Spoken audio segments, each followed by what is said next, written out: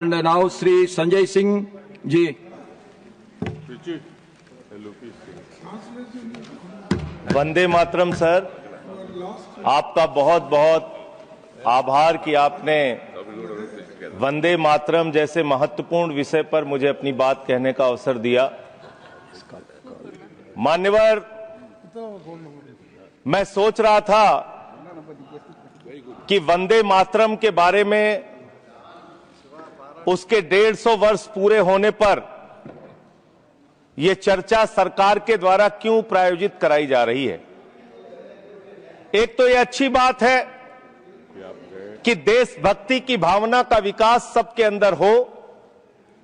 वंदे मातरम के महत्व को सारे देश के लोग समझें, नौजवान समझे, किसान समझे, मजदूर समझे, पढ़ा लिखा समझे, गैर पढ़ा लिखा समझे।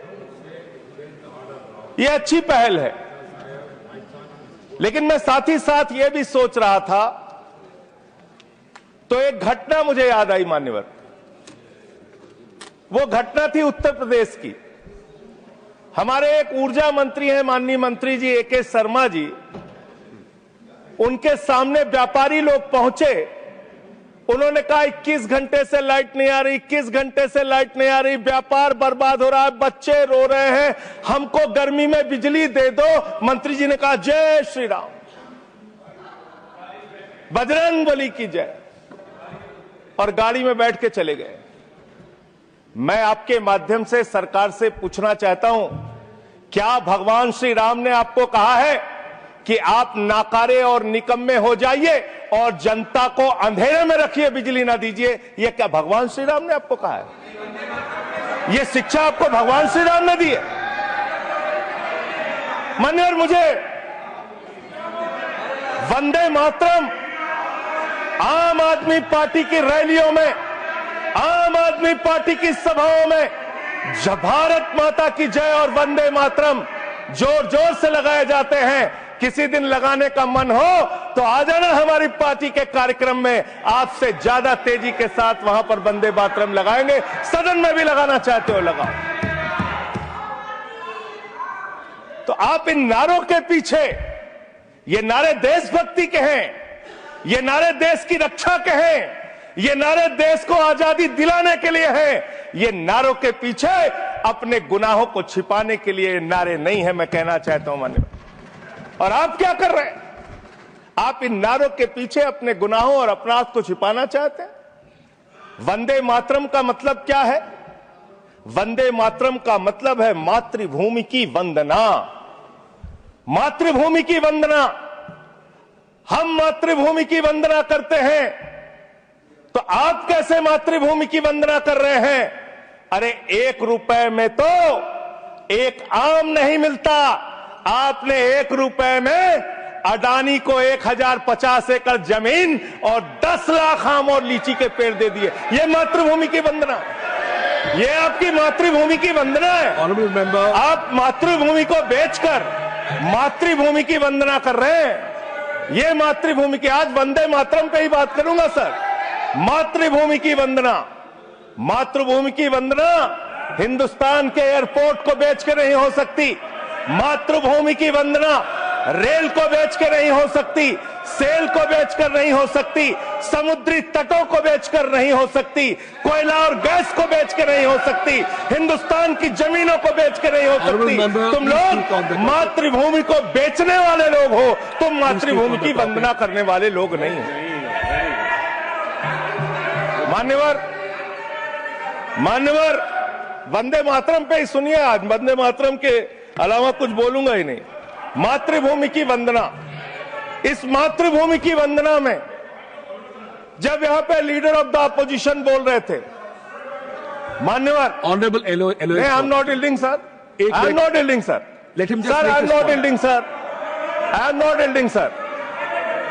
जब लीडर ऑफ अपोजिशन बोल रहे थे, ऑथेंटिकेट इट प्लीज देन। जब leader, sir I am not yielding, sir I am not yielding. जब यहां पे लीडर ऑफ अपोजिशन बोल रहे थे, नो पॉइंट ऑफ ऑर्डर, खड़गे साहब, उनके मुंह से नो पॉइंट ऑफ ऑर्डर, दलित शब्द निकल गया, दलित शब्द निकल गया। पूरी की पूरी भारतीय जनता पार्टी हाउस में खड़े होकर विरोध करने लगी। दलितों से इतना चिढ़ है आपको? क्या दलित भारत माता के बच्चे नहीं? क्या पिछड़े भारत माता के बच्चे नहीं? क्या आदिवासी भारत माता के बच्चे नहीं? अगर दलितों, पिछड़ों, आदिवासियों की बात होगी तो आप विरोध I'll करोगे। have to give it to LOH. आप विरोध I'll have to करोगे। give it to LOH. You are not on the topic. LOH. Just yield a minute. LOH. Sir दो बातें हैं। Please. LOH is on its legs. LOH is on its legs. Sir दो बातें हैं। एक तो हम चाहते हैं कि डिबेट, हेल्दी डिबेट हो, तर्कों के साथ हो। अभी इन्होंने आरोप लगा दिया कि दलितों पर बीजेपी वाले एकदम हल्ला करने लगे। ऑन रिकॉर्ड है, मैंने कहा है दलित के विषय में कि ये हमारे पूज्य हैं, हमारे भाई हैं, ये ऑन रिकॉर्ड है। इस तरीके के स्वीपिंग स्टेटमेंट्स न दें और इस हाउस के माध्यम से देश को गुमराह न करें, नंबर 1। नंबर 2, आपने कहा ये बेच दिया, ये बेच दिया, ये बेच दिया। आई से please authenticate on the floor of the house what ever you have charge. देखिए आज सर बहुत अच्छी बात गृह मंत्री जी भी कह के गए और लीडर ऑफ द हाउस भी कह रहे हैं कि जो कुछ भी मैं बोलूं उसको ऑथेंटिकेट करूं। और मैं आपसे अनुरोध कर रहा हूं सर कि अगर मैं ऑथेंटिकेट ना करूं तो मेरे खिलाफ कार्रवाई की जाए। एक एक चीज मैं ऑथेंटिकेट करूंगा। अगर मैं कोई बात कह रहा हूं तो उसको ऑथेंटिकेट करूंगा। दूसरी बात, शहीद खुदीराम बोस की बात हुई सर, कल उस सदन में चर्चा हुई। हिंदुस्तान के सबसे युवा क्रांतिकारी जिन्होंने फांसी के फंदे को चूमा, वंदे मातरम का नारा लगाया, शहीद खुदीराम बोस, शहीद रोशन सिंह, शहीद राजेंद्र लहड़ी, शहीद अशफाक उल्ला, शहीद राम प्रसाद बिस्मिल, शहीद प्रफुल्ल चाकी, हिंदुस्तान के तमाम क्रांतिकारियों ने जब फांसी के फंदे को चूमा, शहीद आजम भगत सिंह, शहीद सुखदेव, शहीद राजगुरु, सबने वंदे मातरम का नारा लगाया। सबने वंदे मातरम का नारा लगाया। और शहीद खुदीराम बोस को अब आप याद कर रहे होंगे, मैं पिछले 31 साल से 3 दिसंबर को शहीद खुदीराम बोस की जयंती का आयोजन करता हूं। मेरी संस्था का नाम शहीद चंद्रशेखर आजाद के नाम पे है। शहीद खुदीराम बोस हिंदुस्तान के वो क्रांतिकारी थे, जब उनको फांसी के फंदे पे चढ़ाया गया और उनका जब अंतिम संस्कार हुआ तो जो राख उनके अंतिम संस्कार से निकली मान्यवर, उसको बंगाल की मां तावीज बना के अपने बच्चों को पहनाती थी कि ऐसे ही बनना हिंदुस्तान के लिए क्रांतिकारी। यह इतिहास, यह हिंदुस्तान का इतिहास। लेकिन मैं आपके माध्यम से इस सरकार से पूछना चाहता हूं, आपके पुरखे इस वक्त क्या कर रहे थे जब शहीद आजम भगत सिंह वंदे मातरम लगा रहे थे, शहीद सुखदेव वंदे मातरम लगा रहे थे, शहीद राजगुरु वंदे मातरम का नारा लगा रहे थे, शहीद खुदीराम बोस वंदे मातरम का नारा लगा रहे थे। उस वक्त आप क्या कर रहे थे? क्या कर रहे थे आप? वंदे मातरम का नारा लगाकर लोग जेल गए, लाठियां पड़ी उनको। मैं आपके माध्यम से इस सरकार से पूछना चाहता हूं, आरएसएस के 4 लोगों का नाम बताओ जो वंदे मातरम नारा लगा के जेल गए, उनका नाम बताओ आप। 4 लोगों का नाम बताओ आप, अपने 4 पुरखों का नाम आप बताओ। आप नहीं बता सकते क्योंकि आजादी के आंदोलन में आपका कोई इतिहास नहीं, आजादी के आंदोलन में आपका कोई इतिहास नहीं, यही आपकी कुंठा है। तो इसलिए कभी आप कहते हो सरदार वल्लभ भाई पटेल आपके हैं। अरे भैया, सरदार वल्लभ भाई पटेल ने आरएसएस के ऊपर बैन लगाया था, यह रिकॉर्डेड हिस्ट्री है। और जब 18 महीने जेल में रखा गया आरएसएस के लोगों को राष्ट्रपिता महात्मा गांधी की हत्या के अपराध में, जब उनको छोड़ा गया, बैन हटाया गया, तो उसमें शर्त लगाई कि आप राष्ट्रीय ध्वज को मानेंगे, यानी कि आप तिरंगे झंडे को भी नहीं मानते थे। आपने 52 साल तक हिंदुस्तान का तिरंगा झंडा आरएसएस के मुख्यालय पे नहीं फहराया सर, नहीं फहराया। और 3 लोगों ने आरएसएस के मुख्यालय पर जब ये झंडा फहराया, उन तीनों के नाम मैं पढ़ रहा हूं, विजय, उन्मत, दिलीप, इन तीनों लोगों के खिलाफ आरएसएस ने एफआईआर दर्ज कराई। किस अपराध में? कि हमारे दफ्तर में तिरंगा क्यों फहरा दिया। और कितने साल तक मुकदमा लड़े? 13 साल तक मुकदमा लड़े। यह है आपकी असलियत। आप तिरंगे का विरोध करते हैं, भारत के राष्ट्रीय ध्वज का विरोध करते हैं। जो लोग तिरंगे और राष्ट्रीय ध्वज का विरोध कर सकते हैं वो भारत माता के सच्चे सपूत नहीं है, वो नहीं है हमारे निगाह में। और मैं आपको बताता हूं सर, ये है 28 दिसंबर 1949 का ऑर्गेनाइजर पत्र, इसको भी रखूंगा, क्योंकि आज गृह मंत्री जी और लीडर ऑफ द हाउस दोनों कह के गए रिकॉर्ड पे सारी चीजें आनी चाहिए, इसको रिकॉर्ड पे रखना चाहिए। इतिहास देश को पता चलना चाहिए किन लोगों ने देश के साथ गद्दारी की, किन लोगों ने तिरंगे का विरोध किया, किन लोगों ने राष्ट्रगान का विरोध किया। आपको ये पढ़ के सुनाना चाहता हूं, ये ऑर्गेनाइजर है, क्या लिख रहा है। What is the moral sanction behind government's choice of Jan Gana Man, except that it can be made an item of entertainment. आप राष्ट्रगान का विरोध कर रहे हैं, आप भारत के राष्ट्रगान का विरोध कर रहे हैं, आपके मुख्य पत्र में भारत के राष्ट्रगान का विरोध लिखा गया है। इसके लिए भारत के प्रधानमंत्री को और पूरी की पूरी भारतीय जनता पार्टी को, जो अपने आप को आरएसएस को अपना आदर्श मानती है, पूरे देश से माफी मांगनी चाहिए। ये रिकॉर्ड पे लाऊंगा सर, इसको रख लीजिएगा, ये रिकॉर्ड पे रखा जाए। मान्यवर, फिर से बोल दे रहा हूं, 28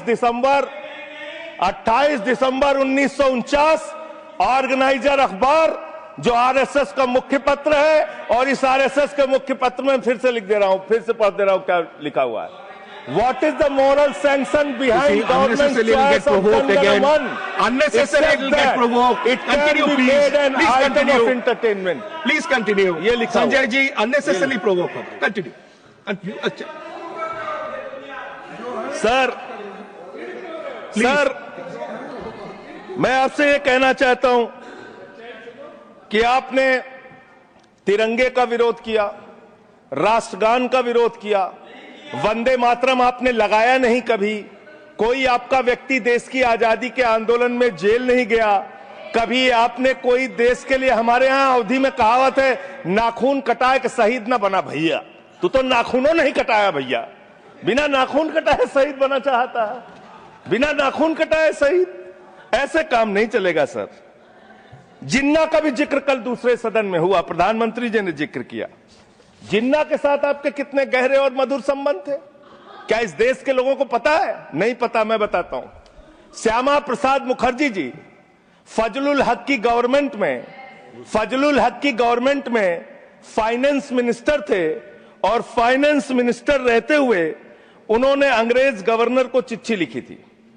Shyama Prasad followed this and told Governor Herbert the administration of the Bengal province should be carried on in such a manner that in spite of the best efforts of the Congress, this Quit India movement will fail. ये चिट्ठी लिखी है। आपने भारत छोड़ो आंदोलन के खिलाफ आपके नेता, जनसंघ के पहले राष्ट्रीय अध्यक्ष और तत्कालीन गवर्नमेंट में जो वित्त मंत्री थे, उन्होंने चिट्ठी लिखी अंग्रेज गवर्नर को और कहा कि भारत छोड़ो आंदोलन, जो हिंदुस्तान के क्रांतिकारियों का आंदोलन था, जो देश की आजादी का आंदोलन था, वो आंदोलन कुचल देना चाहिए, खत्म कर देना चाहिए। ये है रिकॉर्डेड हिस्ट्री आपकी, ये आपको, आपके बारे में पूरे देश को पता रहना चाहिए। अब जिन्ना, हाँ, इसको भी सभा के पटल पर रखूंगा। जिन्ना और आपके रिश्ते क्या थे, कितने मधुर रिश्ते थे। एक राज्य में सरकार नहीं बनाई मान्यवर इन्होंने, नॉर्थ वेस्ट फ्रंटियर, सिंध प्रांत और फजलुल हक की गवर्नमेंट। फजलुल हक वो शख्स है जो पाकिस्तान बनने के बाद वहां की सरकार का गृह मंत्री बना। आपके रिश्ते उन लोगों के साथ थे, ये देश को पता होना चाहिए। इसलिए आप किसी को भी देशभक्ति का प्रमाण पत्र बांटने का काम मत कीजिए। आप वंदे मातरम लगाने का काम कर रहे हैं और देश की सुरक्षा के साथ खिलवाड़ कर रहे हैं। आप भारत की सेना को 4 साल के अग्निवीर पे लेके आ गए, जो हिंदुस्तान की सीमा की सुरक्षा करने वाले हैं, जो वंदे मातरम का नारा लगाते हैं हमारे जवान, हमारे सैनिक, जो -50 डिग्री टेम्परेचर में सियाचिन में और +50 डिग्री टेम्परेचर में जैसलमेर में भारत की सीमाओं की रक्षा करते हैं, इस मातृभूमि की रक्षा करते हैं। उनके पीठ में छुरा मारने का काम आपने किया, उनकी नौकरी 4 साल की कर दी अग्निवीर की।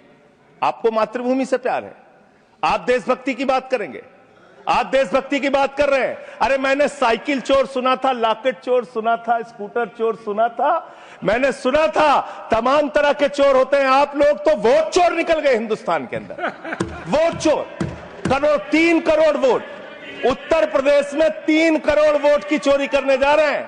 कल की मीटिंग में पता चला 17.5% वोट उत्तर प्रदेश में काटे जाएंगे। आप ये कर रहे हैं, ऐसे लोकतंत्र को मजबूत करेंगे? ऐसे आप मातृभूमि की सेवा करेंगे? ऐसे आप मातृभूमि की वंदना करेंगे? मान्यवर, मैं आप लोगों से सिर्फ इतना कहना चाहता हूं मान्यवर, आपके माध्यम से, कि हमने फिल्मों में सीन देखी है, डाकू लोग आते हैं, जय भवानी जय भवानी जय भवानी कह के, और वो गांव का गांव लूट के चले जाते हैं। जय भवानी कह के गांव का गांव लूट के चले जाते हैं। हम इस देश के अंदर किसी भी सरकार को वंदे मातरम और भारत माता की जय लगाकर देश को लूटने की इजाजत नहीं देंगे। वंदे मातरम लगाएंगे, भारत माता की जय लगाएंगे, जय हिंद भी कहेंगे, राष्ट्रगान भी कहेंगे, वंदे मातरम भी गाएंगे, लेकिन देश के साथ गद्दारी और धोखेबाजी नहीं करने देंगे। आपको नहीं करने देंगे। ये देशभक्ति के नारे हैं, ये देशभक्ति के नारे हैं। आप बेरोजगारी पे बात नहीं करना चाहते, महंगाई पे बात नहीं करना चाहते, दलितों का मंदिर में प्रवेश वर्जित है, कहीं उनको रोका जा रहा है, उस पर बात नहीं करना चाहते, पिछड़ों का शोषण हो रहा है, उस पर बात नहीं करना चाहते। आपने मातृभूमि की सेवा यह की है कि आज हिंदुस्तान के ऊपर 200 लाख करोड़ रुपए का कर्जा है, 200 लाख करोड़ रुपए का कर्जा। आपने हिंदुस्तान को आज इस स्तर पे पहुंचाने का काम किया है। और दूसरी बात मैं पूछना चाहता हूं आपके माध्यम से मान्यवर, इस देश में मजदूर भी हैं, किसान भी हैं, आदिवासी भी हैं, दलित भी हैं, पिछड़े भी हैं, सवर्ण भी हैं, सब में अनपढ़ है, सब में भारी संख्या है जो पढ़े लिखे नहीं है, जिनको संस्कृत का ज्ञान नहीं है, जो नहीं पढ़ सकते वंदे मातरम। तो आप उनको कह रहे हैं कि वो देशभक्त नहीं है। मैं आपके माध्यम से कहना चाहता हूं, वो देश को लूटने वाले अडानी जैसे पूंजीपतियों से ज्यादा बड़े देशभक्त हैं, जो अपने बच्चों के लिए श्रम करते हैं, मजदूरी करते हैं, कुली का काम करते हैं और अपने बच्चों का पेट भी पालते हैं, देश की भी सेवा करते हैं। वो आपसे ज्यादा देशभक्त हैं। उनकी देशभक्ति को आप इससे चेक करने का काम मत कीजिए, इससे पैसे उससे परीक्षा करने का काम मत कीजिए। मान्यवर, मैं अंत में एक और बयान आया, उसका जिक्र करके अपनी बात को खत्म करूंगा। अभी SIR की प्रक्रिया के तहत उत्तर प्रदेश के मुख्यमंत्री ने कहा कि डिटेंशन सेंटर बनाए जाएंगे। 80 लाख लोगों के वोट आपने बिहार में काट दिए, वहां कितने घुसपैठिए मिले आपको? अरे भाई, ये भी मातृभूमि की बात हो रही है। आप लोग चाहते हैं बांग्लादेशी यहां पे आ जाएं, मातृभूमि की सुरक्षा को खतरा हो जाए? आपको तो चिंता वही है ना, वही तो बात कर रहा हूं। कितने बांग्लादेशी घुसपैठिया मिले? कितने बांग्लादेशी घुसपैठिया मिले? कितने बांग्लादेशी घुसपैठिया मिले? मात्र 315, जिसमें नेपाल के बाकी लोग सिर्फ 78 मुसलमान मिले। वहां 80 लाख लोगों के आपने वोट काट दिए।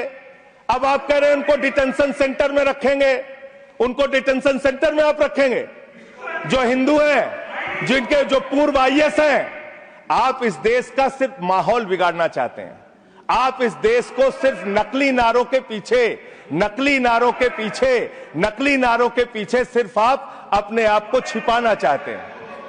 वंदे मातरम देशभक्ति का नारा है, भारत माता की जय देशभक्ति का। हां, दिल्ली में तो काटोगे ही आप, ठीक ही कह रहे हो, पहले से ही नियत बता दिया। दिल्ली की हालत तो कर दी आपने। अरे इसमें क्या लिखा हुआ है? इसमें क्या लिखा हुआ है? सुजलाम सुफलाम, सुजलाम सुफलाम, शुद्ध जल शुद्ध फल और मधुर वाणी। मधुर वाणी, मधुर वाणी कौन बोल रहा है? देश के प्रधानमंत्री मधुर वाणी बोल रहे हैं। मुजरा जैसे शब्दों, अरे भाई, इसी वंदे मातरम की सेकंड्स रह गए सर, वंदे मातरम की तो बात कर रहा हूं। हमारे पास और टाइम है सर, टाइम है सर। सर, मधुर वाणी, मधुर वाणी, मधुर वाणी। सर, जहरीली हवा और जहरीला पानी दिल्ली में दे रहे हैं। हमारे पूर्वांचल के भाइयों के ऊपर बुलडोजर चला रहे हैं। सर, मेरे टाइम में से काट लीजिएगा, पार्टी टाइम में से काट लीजिएगा, प्लीज, पार्टी टाइम में से काट लीजिएगा। सर, हमारी पार्टी का टाइम 24 मिनट है। प्लीज वन सेकेंड दिल्ली को संजय जी दिल्ली को आप one second honourable members one second शांत हो जाओ। माननीय संजय जी कंक्लूड करिए, आपका समय खत्म हो रहा है। सर 24 मिनट मेरा टाइम है, प्लीज। मैं अपने माननीय Neeraj ji please he is concluding please conclude 10 second sir, please conclude. आपका समय समाप्त हो गया सर। मेरी पार्टी का समय 24 मिनट है। ठीक है, मेरी पार्टी का समय 24 मिनट है। और कोई स्पीकर नहीं है आपके? स्पीकर एक और है, उनमें से आप काट लीजिएगा समय। मैं कह रहा हूं ना, हाँ, ये हमारा अधिकार है, पार्टी का अधिकार है। तो मान्यवर, 10 महीने में आपने दिल्ली की वो हालत कर दी, जहरीली हवा यहां पर आने लगी। दिल्ली को आपने दुनिया का सबसे प्रदूषित शहर बना दिया। बच्चों शांत हो जाओ, बच्चों शांत, बच्चों हल्ला मत करो, शांत हो जाओ। अरे मैं एक मुख्यमंत्री इन्होंने बनाया है, कंक्लूड करिए सर। एक मुख्यमंत्री बनाया इन्होंने, प्लीज। खत्म कर रहा हूं प्लीज। एक मुख्यमंत्री बनाया है जिसको ये नहीं मालूम कि AQI होता क्या है। कंक्लूड करिए। वो टेम्परेचर बता रही है, ये हालत है। तो इसलिए मैं अंत में इन्हीं लाइनों के साथ कि पहले ये तय करो कि वफादार कौन है। ये वक्त तय करेगा कि गद्दार कौन है। ये वक्त तय करेगा कि गद्दार कौन है। पहले ये तय करो कि वफादार कौन है। ये वक्त तय करेगा कि गद्दार कौन है। वंदे वंदे थैंक यू वंदे वंदे वंदे वंदे वंदे वंदे। कोई बीजेपी वाला वंदे मातरम नहीं लगाया सर। Thank you